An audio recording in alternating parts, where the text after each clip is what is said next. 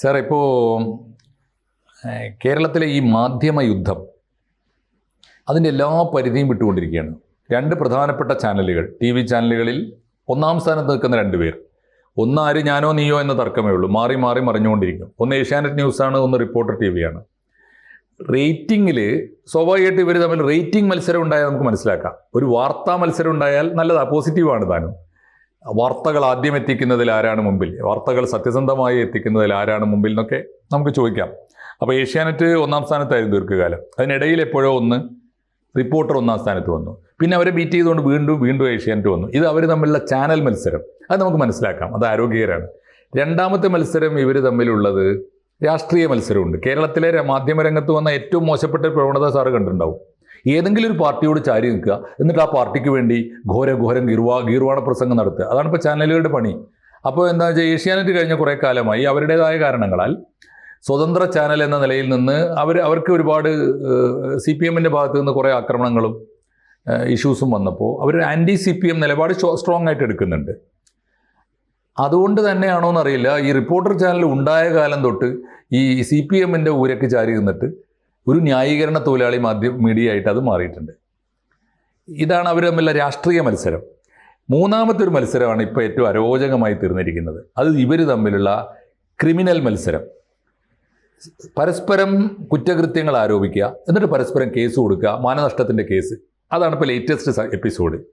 ഇന്നത്തെ പ്രധാനപ്പെട്ട വാർത്ത, ഈ രണ്ട് ചാനലുകളും തമ്മിൽ മാനനഷ്ടത്തിന് കേസ് കൊടുക്കുകയാണ്. ഒരു ചാനൽ, ഇപ്പോൾ ഉദാഹരണത്തിന് ഇവർ ഏഷ്യാനെറ്റ് ചാനൽ, അല്ലെങ്കിൽ ഏഷ്യാനെറ്റ് ചാനലിൻ്റെ മുതലാളി എന്ന് പറയാവുന്ന BJP നേതാവ്, BJPയുടെ സംസ്ഥാന പ്രസിഡന്റ് രാജീവ് ചന്ദ്രശേഖർ, മുൻ മന്ത്രി രാജീവ് ചന്ദ്രശേഖർ റിപ്പോർട്ടർ ടി വിക്കെതിരെ 100 കോടി നഷ്ടപരിഹാരം ആവശ്യപ്പെട്ടുകൊണ്ട് കേസ് കൊടുത്തു. ഉടനെ വന്നിരിക്കുന്നു അതിൻ്റെ മറുപടി case. Reporter TV Asianet T വിക്കെതിരെ 150 കോടിക്ക് ആവശ്യപ്പെട്ടുകൊണ്ട് നഷ്ടപരിഹാരം ആവശ്യപ്പെട്ടിട്ടുണ്ട്. കേസിൻ്റെ രണ്ടിൻ്റെയും മെറിറ്റ് നമുക്ക് വേറെ പരിശോധിക്കാം. രണ്ട് കേസ്, ഒന്ന് സാറ് മനസ്സിലാക്കിയിട്ടുണ്ടാവും. എന്താണ് കേസ്? ഈ ഒന്നാമത്തെ കേസ് ആൻഡോ അഗസ്റ്റിൻ എന്ന മരമുറി മുതലാളിയാണല്ലോ അപ്പോൾ റിപ്പോർട്ടർ ടി വിയുടെ മുതലാളി. അദ്ദേഹം ഒടുവിലത്തെ തട്ടിപ്പ് എന്ന് വിശേഷിപ്പിക്കപ്പെടുന്ന ഒരു കേസിൽ അദ്ദേഹം പെട്ടു. അത് നമ്മുടെ മെസ്സി വരുന്നതായിട്ട് ബന്ധപ്പെട്ടാണ്. മെസ്സി വരില്ല എന്ന് ഗവൺമെൻറ്റും ജനങ്ങളും ഒക്കെ തമ്മിൽ ഇങ്ങനെ തട്ടി കളിച്ചു. ഗവൺമെൻറ് ആൻഡോ അഗസ്റ്റിൻ്റെ തലയിലിട്ടു. ആൻഡോ അഗസ്റ്റിൻ പറഞ്ഞു റെഡിയാണ് എന്ന് പറഞ്ഞു. അവസാന നിമിഷം പറഞ്ഞു അവർ റദ്ദാക്കി, അവർ വരുന്നില്ല. ഇവിടുന്ന് ആരൊക്കെയോ ഇമെയിൽ അയച്ചിട്ടാണ്, ഫിഫ പെർമിഷൻ കൊടുത്തില്ല, പല കാരണങ്ങൾ പറയുന്നുണ്ട്. എന്തായാലും മെസ്സി ഏതാണ്ട് വരുന്നില്ല എന്നായി. അപ്പോൾ പിന്നെ പ്രശ്നം, ഇദ്ദേഹം പലപ്പോഴും പത്രസമ്മേളനത്തിൽ പറഞ്ഞതാണ്, ഈ അർജന്റീന ഫുട്ബോൾ ക്ലബിന് 139 കോടി രൂപ ഞാൻ കൊടുത്തിരിക്കുന്നു. ഇപ്പോൾ സ്വാഭാവികമായിട്ട് വരുന്നൊരു ചോദ്യം, ആര് കൊടുത്തു ഈ കാശ്? ഇത് കൊടുക്കാൻ ആരാണ് ഇദ്ദേഹത്തെ ചുമതലപ്പെടുത്തിയത്? അതിൻ്റെ കൂടെ ഉയർന്നു വന്നൊരു പ്രശ്നം, മെസ്സി വരുന്നതിന് മുമ്പ് തന്നെ വരുമെന്ന് കരുതിയിട്ട് ഇവിടെ നമ്മുടെ കലൂർ സ്റ്റേഡിയത്തിൻ്റെ പുനർനിർമ്മാണം തുടങ്ങി.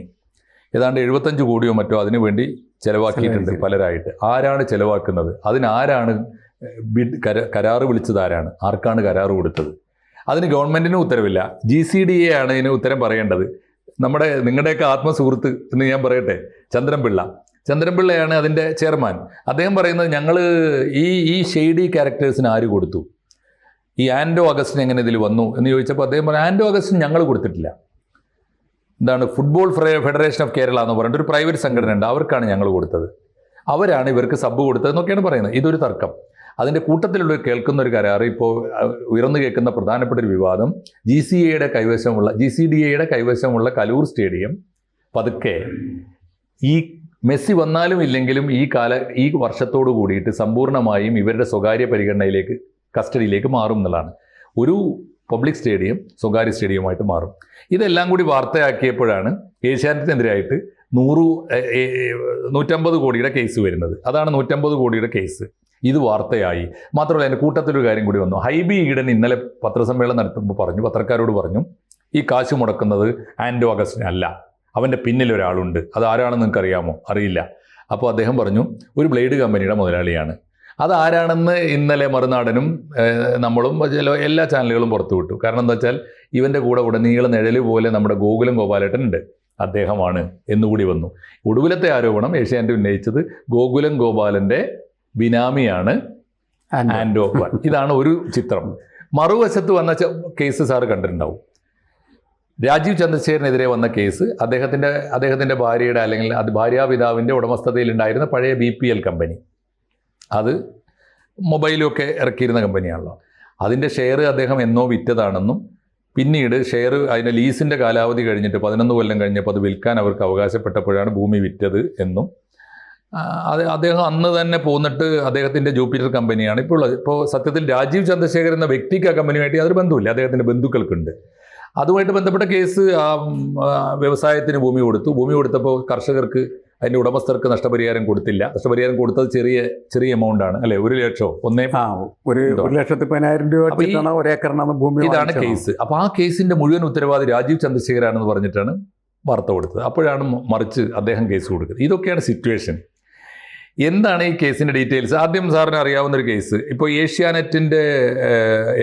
ഏഷ്യാനെറ്റിൻ്റെ മുതലാളിയും നമ്മുടെ BJPയുടെ സംസ്ഥാന പ്രസിഡന്റും മുൻ കേന്ദ്രമന്ത്രിയുമായ രാജീവ് ചന്ദ്രശേഖരനെതിരെ ആരോപിക്കപ്പെടുന്ന കേസിൻ്റെ നിജസ്ഥിതി എന്താണ്? അല്ല, അത്തരം കാര്യങ്ങളെ ഞാൻ നോക്കുന്നത്, അത്തരം കാര്യങ്ങളിലേക്ക് പോകുന്നതിന് പകരം അത് ശരിയാണ്, അത് പരിശോധിക്കാം. അല്ല, ഞാൻ പറഞ്ഞ ഉള്ള കേസാണെങ്കിൽ നമുക്ക് ഉള്ളതുപോലെ. ഉള്ള കേസ് എന്ന് പറഞ്ഞാൽ അങ്ങനെ ആരോപണം ഉയർന്നിരിക്കുന്നു എന്നല്ലാണ്ട് അതിലൊന്നും വ്യക്തതകളൊന്നും ഉണ്ടായിട്ടില്ല. എൻ്റെ വിഷയത്രേ ഉള്ളൂ. 1995 എന്നെനിക്ക് തോന്നുന്നു, അവിടെ ബാംഗ്ലൂരിനടുത്തുള്ള ഒരു പ്രദേശത്ത് 175 ഏക്കറോളം ഭൂമി, അത് 149 ഏക്കർ ഭൂമിയുടെ കൈവശാവകാശ രേഖയാണ് ശരിക്കും കൈമാറ്റം ചെയ്യപ്പെട്ടിട്ടുള്ളത്. മറ്റത് കൈമാറ്റം ചെയ്യപ്പെട്ടുള്ളതാണ് നമ്മൾ മനസ്സിലാക്കുന്നത്. ആ ഭൂമിയിൽ വ്യവസായം ആരംഭിക്കുന്നു എന്ന് പറഞ്ഞിട്ടാണ് ഈ സംഭവം ആരംഭിക്കുന്നത്. പക്ഷേ വ്യവസായമൊന്നും ആരംഭിച്ചില്ല. അത് റിയൽ എസ്റ്റേറ്റായിട്ട് കൺവേർട്ട് ചെയ്തു, വിറ്റു 313 കോടി രൂപക്കാണ് അത് വിറ്റിരിക്കുന്നത്. അപ്പം മറ്റേതെന്ന് പറഞ്ഞാൽ ഒരു 1.65 കോടിയൊക്കെ വരുള്ളൂ. അത് ഇങ്ങനെ കൺവേർട്ട് ചെയ്യും. ഇത് ഇന്ത്യയിൽ എല്ലായിടത്തും നടക്കുന്ന പരിപാടിയാണ്. ഞാനത് ഇതിലൊരു പ്രത്യേകത കണക്കാക്കില്ല. അതാണ് നമ്മുടെ ഒരു ക്രോണി ക്യാപിറ്റലിസം എന്ന് നമ്മൾ വിശേഷിപ്പിക്കുന്ന ഒരു സംഭവം. ഇതാണ് സർക്കാരിൻ്റെ ഭൂമിയൊക്കെ ഇങ്ങനെ പലതരം വ്യവസായികളുടെ ഭാഗമായിട്ട് ഇങ്ങനെ ചെയ്യപ്പെടുന്ന ഒരു പരിപാടിയാണ് ശരിക്കും. അപ്പോൾ അതിൽ പരാതി പക്ഷേ രാജീവ് ചന്ദ്രശേഖരനെതിരെ അല്ല, അദ്ദേഹത്തിൻ്റെ ഭാര്യ അഞ്ജു ചന്ദ്രശേഖരനെതിരെ പരാതി. അവരുടെ സഹോദരൻ അജിത് ഗോപാൽ നമ്പ്യാർ, അയാൾക്കതിൻ്റെ. പിന്നെ കർണാടകയിലെ ഒരു മന്ത്രിയുണ്ട്, കട്ട ബാലസുബ്രഹ്മണ്യം നായിഡു എന്ന് പറയുന്ന ഒരു കക്ഷി. അവർക്കൊക്കെ എതിരെയാണ് പരാതിയുള്ളത്. അങ്ങനത്തെ ഒരു വിഷയം. ഇതൊക്കെ ആരോപണങ്ങൾ വന്നു കഴിഞ്ഞാൽ പിന്നീട് അത് കൃത്യമായിട്ടുള്ള രീതിയിൽ പരിശോധിച്ച് തെളിവ് വന്നതിന് ശേഷം മാത്രമാണല്ലോ ഇതിനകത്ത് കുറ്റക്കാരന് എത്തിച്ചേരാൻ പറ്റുള്ളൂ. അത് ഈ കേസിലും ആ കേസിലൊക്കെ അങ്ങനെ തന്നെയാണ് തിരിച്ചുള്ള കേസ്. ഇവിടുത്തെ കേസ് ആന്റോയിന്റെ കാര്യം അത് തന്നെ. ആന്റോയിനെതിരെ എത്രയോ ആരോപണങ്ങൾ നേരത്തെ കിടക്കുന്നത്. അദ്ദേഹത്തെ ആളുകൾ വിശേഷിപ്പിക്കുന്നത് തന്നെ മരമുറിക്കാരൻ എന്നാണ്. ഒടുവിലത്തെ കേസ് മരമുറി ആയതുകൊണ്ട് അതാണ് അങ്ങനെ. അല്ല, ഇത് നമ്മളിങ്ങനെ നോക്കുമ്പോൾ ഈ എല്ലാത്തിൻ്റെയും വ്യവസായ ലോകത്തിൻ്റെയൊക്കെ മുകളിലിരിക്കുന്ന ആളുകൾ നേർവഴികളിലൂടെ സഞ്ചരിച്ച് ഉണ്ടാക്കിയ പണമായിരിക്കില്ല ബഹുഭൂരിപക്ഷവും. കാരണം അതിൻ്റെ രീതികൾ അതാണ്. പക്ഷെ എങ്ങനെയാണ് ആ രീതികളാണ് എല്ലായിടങ്ങളിലും നടക്കുന്നത്. അതിനുള്ള ആവശ്യമായിട്ടുള്ള ലുക്ക് ഹോൾ ഉണ്ടാവും, സൗകര്യങ്ങളുണ്ടാവും, അവർ ചെയ്യുന്നതൊക്കെ ന്യായീകരിക്കാനുള്ള സംവിധാനങ്ങളുണ്ടാവും. പക്ഷെ കേരള സർക്കാരിൻ്റെ ഡീലറായിട്ട് എങ്ങനെയാണ് മാറുന്നത്? ഏതാണ് ഈ ആൻഡോ? ഇപ്പോൾ ഈ കേസിൽ നമ്മുടെ സ്റ്റേഡിയം അതിൽ കേരള ഗവൺമെൻറ്റുമായിട്ട് ഒരു പങ്കും ഇതിനകത്ത് യഥാർത്ഥത്തിലില്ല. ഇയാൾ എന്തിനാണ് അവിടെ പണി നടത്തണമെന്ന് ചോദിച്ചു കഴിഞ്ഞിട്ടുണ്ടെങ്കിൽ അതിനും നമുക്ക് ഉത്തരവൊന്നും പറയാൻ പറ്റില്ല. പക്ഷേ അയാൾ പിടിച്ചു വയ്ക്കുന്ന അയാൾ ആരുടെ പണം വാങ്ങിച്ചിട്ടുള്ളതെന്നുള്ളതിൻ്റെ പേരിൽ മാത്രമാണ്. കാരണം ഗവൺമെൻറ്റിൻ്റെ പണം ഒന്നും വാങ്ങിച്ച് കൈപ്പറ്റിയിട്ടില്ല. പക്ഷേ ഞാൻ പറഞ്ഞ ഗവൺമെൻറ്റിൻ്റെ ഒരു ഭൂമി, ഗവൺമെൻറ്റിൻ്റെ കയ്യിലിരിക്കുന്ന ഒരു സംവിധാനം, അതെന്തിനാണ് ഇവർക്ക് എങ്ങനെ കൺസ്ട്രക്ഷൻ നടത്താനായിട്ട് അനുവാദം കിട്ടുന്നത്? ഇപ്പോൾ ചിലപ്പോൾ ചില പാർട്ടികളൊക്കെ നമ്മൾ ഏൽപ്പിക്കും, ഫ്രീ ആയിട്ട് അതൊക്കെ ചെയ്തു കൊടുക്കാമെന്നാണ്. അത്തരത്തിലുള്ളൊരു കോൺട്രാക്റ്റ് ഇല്ല. അത്തരത്തിലൊരു കോൺട്രാക്റ്റ് ഇല്ലാത്തടത്തോളം കാലം എന്തുകൊണ്ട് അത് ചെയ്യുന്നു എന്ന് പറയാനുള്ള ബാധ്യത ശരിക്കും അദ്ദേഹത്തിനുണ്ട്. ആർക്കാണ്? ചന്ദ്രൻപിള്ളക്കല്ലേ ഉള്ളത്? ചന്ദ്രൻപിള്ളയും അതേപോലെ തന്നെ ആൻഡോ അഗസ്റ്റിന് എന്ത് കാര്യം എൻ്റെ തീർപ്പണിയില്ല. അതാണ് അങ്ങനെ ചോദിക്കാലോ നമുക്ക്. നിങ്ങൾക്ക് എന്താ കാര്യം എൻ്റെ അങ്ങനെ ഒരു മന്ത്രിക്കുണ്ട് ബാധ്യത. മന്ത്രിക്കുണ്ട് ബാധ്യത, GCD ചെയർമാനുണ്ട്, എല്ലാവർക്കും ഉണ്ട്. അവരൊക്കെ കൃത്യമായിട്ട് അതിൻ്റെ ഉത്തരം പറയേണ്ടതാണ്. കാരണം ഇയാൾ ഫ്രീ ആയിട്ട് ചെയ്തു കൊടുക്കാൻ വന്നതാണെങ്കിൽ അങ്ങനെ ഫ്രീ ആയിട്ട് ചെയ്തു കൊടുക്കുന്നു എന്ന് പറഞ്ഞിട്ടുള്ള എഗ്രിമെൻ്റ് ഉണ്ടാക്കേണ്ടത് ആവശ്യമാണ്. അതൊന്നുമില്ല. ഇതാണ് വിഷയം. ഇത് രണ്ടും ഇങ്ങനെ ആരോപണങ്ങൾ നിൽക്കുകയാണ് ചെയ്യുന്നത്. നമ്മളുടെ ഒരു പ്രശ്നം, നമ്മൾ ഈ നമ്മളുടെ ഒരു താരതമ്യവും പ്രശ്നവും നമ്മൾ ഇതിൻ്റെ മെറിറ്റിലേക്ക് പോകുന്നില്ല രണ്ടുപേരുടെയും കേസിൽ. രണ്ട് പ്രശ്നങ്ങളിങ്ങനെ നിലനിൽക്കുന്നുണ്ട്. നമ്മുടെ ക്വസ്റ്റ്യൻ എന്താണെന്ന് വെച്ചാൽ, ഈ മാധ്യമ രംഗത്ത് പ്രവർത്തിക്കുന്ന സംവിധാനങ്ങൾ, മാധ്യമം എന്ന് പറയുന്നത് ഇങ്ങനെ ആരോപണ പ്രത്യാരോപണങ്ങളിലും അതേപോലെ തന്നെ ഏതെങ്കിലും ഒരു പാർട്ടിക്ക് വേണ്ടി പ്രവർത്തിക്കാൻ പാടുണ്ടോ എന്നുള്ളൊരു ക്വസ്റ്റ്യനാണ് നമ്മളുടെ ഒന്നാമത്തെ ക്വസ്റ്റ്യനാണ്. അതായത് മാധ്യമങ്ങളെ നമ്മൾ കാണുന്ന ഫോർത്ത് എസ്റ്റേറ്റ് എന്ന നിലക്ക്. ഫോർത്ത് എസ്റ്റേറ്റ് എന്ന് പറഞ്ഞാൽ ജനാധിപത്യത്തിൻ്റെ ഏറ്റവും ശക്തമായിട്ടുള്ള 4ാം തൂണാണ്. നമ്മൾ അവിടെയാണ് നമ്മൾ ഈ പ്രശ്നം അനലൈസ് ചെയ്യാൻ ആഗ്രഹിക്കുന്നത്. എനിക്ക് കൂടുതൽ സാറിന് താല്പര്യം തന്നെ ഇരിക്കുന്നതാണ്. മറ്റവരുടെ അങ്ങോട്ടും ഇങ്ങോട്ടുള്ള പഴിയുറച്ചിലും അതേപോലെ തന്നെ ചെളിവാരി എറിയലും അല്ല നമ്മുടെ വിഷയം. നമ്മൾ ഒരു മാധ്യമ സ്ഥാപനം എങ്ങനെയാണ് നമ്മുടെ സമൂഹത്തിനെ എൻറിച്ചബിളായി മാറേണ്ടത്, നമ്മുടെ സമൂഹത്തെ എങ്ങനെയാണ് അത് അതിൻ്റേതായിട്ടുള്ള ഭാഗത്തുനിന്ന് കോൺട്രിബ്യൂട്ട് ചെയ്യേണ്ടത്. അത് കോൺട്രിബ്യൂട്ട് ചെയ്യുന്ന തരത്തിൽ പ്രവർത്തിക്കണമെങ്കിൽ തീർച്ചയായിട്ടും അവരെന്ത് ചെയ്യണം? അവർ നിലനിൽക്കുന്നതായിട്ടുള്ള സംവിധാനങ്ങളുടെ ചീഞ്ഞളിഞ്ഞ വശങ്ങളെ മുഴുവനും പുറത്തു കൊണ്ടുവന്ന് അതിനെ പരിഷ്കരിക്കാൻ ആവശ്യമായിട്ടുള്ള ഒരു മോട്ടിവേറ്റിംഗ് ഫോഴ്സായിട്ട് പ്രവർത്തിക്കേണ്ട ആവശ്യമാണ്. ഇപ്പോൾ ഏഷ്യാനെറ്റ് നമ്മുടെ ഭരണകൂടത്തിനെതിരെ അല്ലെങ്കിൽ നിലനിൽക്കുന്ന സംവിധാനത്തിനെതിരെ വാർത്ത കൊടുക്കുന്നതിന് തെറ്റില്ല. കാരണം ഭരണകൂടത്തെ വിമർശിക്കലാണ് മാധ്യമങ്ങളുടെ പ്രധാനപ്പെട്ട ജോലി എന്ന് നമ്മൾ മനസ്സിലാക്കേണ്ട ഒരു കാര്യമാണ്. അത് കൃത്യമായിട്ട് ചെയ്യുകയും അതിൻ്റെ ഒരു മൂല്യവ്യവസ്ഥ നിലനിർത്തുകയും ചെയ്യുകയാണ് അവർ യഥാർത്ഥത്തിൽ ചെയ്യേണ്ടത്. വിമർശിക്കണം. അവരുടെ പ്രധാനപ്പെട്ട ജോലി എന്ന് പറഞ്ഞാൽ ക്രിറ്റിസിസമാണ്. ആ ക്രിറ്റിസിസം എന്ന് പറയുന്നത് വളരെ മെറ്റീരിയൽ ബേസ്ഡ് ആയിരിക്കണം, വസ്തുനിഷ്ഠമായിരിക്കണം.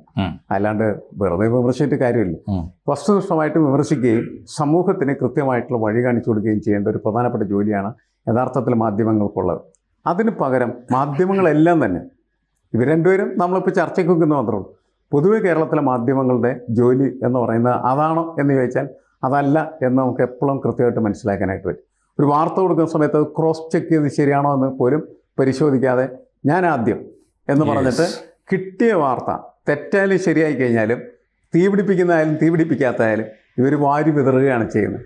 അങ്ങനെ മാധ്യമങ്ങൾ സൂക്ഷിക്കേണ്ടതായിട്ടുള്ള ഒരു മൂല്യവ്യവസ്ഥയും ഇവർ സൂക്ഷിക്കാത്ത തരത്തിലേക്ക് പോവുകയും അവസാനം രണ്ട് മാധ്യമങ്ങൾ തമ്മിൽ അങ്ങോട്ടും ഇങ്ങോട്ടും ചെളിവാരി എറിയുന്ന ഏറ്റവും മോശമായിട്ടുള്ള തറവേലയിലേക്ക് അവരെത്തിച്ചേരുകയും ചെയ്യുന്നത് സങ്കടകരമായിട്ടുള്ളൊരു കാര്യമാണ്. ചീത്ത പറയാനല്ല നമ്മൾ ഉദ്ദേശിക്കുന്നത്, ഇത് നമുക്ക് സങ്കടം ഉണ്ടാക്കുന്ന ഒരു കാര്യമാണ്.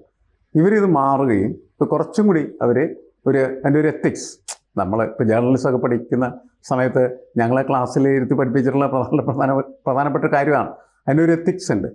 ആ എത്തിക്സ് കാത്തു സൂക്ഷിച്ച് പ്രവർത്തിച്ചാൽ മാത്രമാണ് അത് സമൂഹത്തിന് ഗുണകരമായി തീരുക. ആ എത്തിക്സാണ് ഇവിടെ സമ്പൂർണ്ണമായിട്ട് നഷ്ടപ്പെട്ടു പോകുന്നതായിട്ട് എനിക്ക് തോന്നുന്നത്. അത് തിരുത്തണം മാധ്യമങ്ങൾ. അത് ഈ രണ്ട് ചാനലുകളുടെയും ആത്യന്തികമായി അതിൻ്റെ വിശ്വാസ്യതയെയും അതിൻ്റെ ഒരു സംസ്കാരത്തെയും ഒക്കെ ഇത് ബാധിക്കും അല്ലേ? തീർച്ചയായിട്ടും ബാധിക്കും. കാരണം വെച്ചാൽ ഇത് അല്ലെങ്കിൽ തന്നെ കുറേ കാലമായിട്ട് മാധ്യമങ്ങൾ അവരുടെ വിശ്വാസ്യത, അവരുടെ ക്രെഡിബിലിറ്റി അവർ നഷ്ടപ്പെടുത്തിക്കൊണ്ടിരിക്കുകയാണ് ചെയ്യുന്നത്. ഒന്ന്, ഈ നമ്മുടെ അന്തിച്ചർച്ചകൾ എന്ന് പറയുന്നത് എത്രയും മോശമായിട്ടുള്ള രീതിയിലാണ് അത് നമ്മുടെ ഡ്രോയിങ് റൂമിലേക്ക്, ഓരോരുത്തരുടെയും വീട്ടിലെ ഡ്രോയിങ് റൂമിലേക്ക് കടന്നു വരും. നേരത്തെ ഞങ്ങളൊക്കെ ചർച്ചയ്ക്ക് പോകുന്ന ഒരു ആദ്യ കാലമുണ്ട്. അന്ന് ചർച്ചയിൽ ഞാൻ ചർച്ചയിൽ പോയിരുന്നു, ഞാൻ മോശം ഒരു ഭാഷ ഉപയോഗിച്ചാൽ നാളെ മുതൽ പിന്നെ എന്നെ വിളിക്കില്ലായിരുന്നു. അങ്ങനത്തെ ഒരു കാലം ഉണ്ടായിരുന്നു. ശരിക്കും പറഞ്ഞാൽ മോശമായിട്ട് സംസാരിക്കുന്നത് ആരായിക്കോട്ടെ, അയാളുടെ ഒരു ഉചിതമായ ഭാഷയിൽ അവിടെ വന്നിരുന്ന് സംസാരിക്കേണ്ടതുണ്ടെന്ന് പറയുന്ന ഒരു ഉത്തരവാദിത്വം ഉണ്ടായിരുന്നു. ഇപ്പം അങ്ങനെയല്ല. ഏറ്റവും മോശമായിട്ട് ഭാഷയിൽ സംസാരിക്കുന്നവരെയാണ് വിളിക്കും. അങ്ങനെയൊക്കെ മാധ്യമങ്ങൾ പോകാൻ പാടില്ല. അത് അങ്ങനെ പോകുന്നതിൻ്റെയൊക്കെ ഫലമായിട്ടാണ് ഇപ്പം ഇതേപോലെ അങ്ങോട്ടും ഇങ്ങോട്ടും ഒക്കെ അവർക്ക് വാർത്ത കൊടുക്കാനും അല്ലേ. പിന്നെ ഈ സത്യത്തിലൊരു വിഷയമുണ്ട്. ഈ മാധ്യമങ്ങളിൽ സാധാരണ ഒരു മാധ്യമം മറ്റൊരു മാധ്യമത്തെ എന്ത് ചെയ്യാറില്ല, ആക്ഷേപിക്കാറില്ല, വിമർശിക്കാറില്ല. കാരണം ഒരു പട്ടി മറ്റൊരു പട്ടിയെ തിന്നില്ല എന്ന് പറയുന്നൊരു പ്രയോഗമുണ്ട്. അതനുസരിച്ചാണ് ഇതുവരെ പ്രവർത്തിക്കുക. അതെന്നെ അത്ഭുതപ്പെടുത്തുന്നു. അതൊക്കെ പോലും ഇവരെ തകർത്തുകൊണ്ട് ഇവർ രണ്ടുപേരും കൂടി എന്താ കാണിച്ചുകൊണ്ടിരിക്കുന്നത്? വൃത്തികേടാണ്. അത് നമുക്ക് അവരെ വിമർശിക്കുന്നതിലേറെ വിമർശിക്കല്ല, നമുക്കതൊരു സങ്കടകരമായിട്ടുള്ള ഒരവസ്ഥയായിട്ട് തോന്നണം. മാധ്യമരംഗത്തൊക്കെ പ്രവർത്തിക്കുന്ന ആളുകൾ എന്ന നിലക്ക് മാധ്യമങ്ങൾ അങ്ങനെ മോശമാകാതിരിക്കുന്നതാണ് നല്ലത്. രണ്ടു കൂട്ടരോട് നമുക്കിപ്പോൾ ഒറ്റയടിക്ക് പറയാം, പ്രിയപ്പെട്ട ഏഷ്യാനെറ്റ്, പ്രിയപ്പെട്ട റിപ്പോർട്ടർ, ഇത്രയും താഴരുതേ. അതെ, ഇനിയും താണാൽ ഞങ്ങൾക്ക് സഹിക്കാനാവില്ല. അതാണ് നമുക്ക് അവരോട് പറയാനുള്ളൊരു കാര്യം. കാരണം ഇത് ശരിയല്ല. അതാണ് തീർച്ചയായും. ശരി സർ. കൂടുതൽ വാർത്തകളും വിശേഷങ്ങളും നിങ്ങളിലേക്ക് എത്താൻ ABC മലയാളം സബ്സ്ക്രൈബ് ചെയ്യുക, ബെൽ ബട്ടണും അമർത്തുക.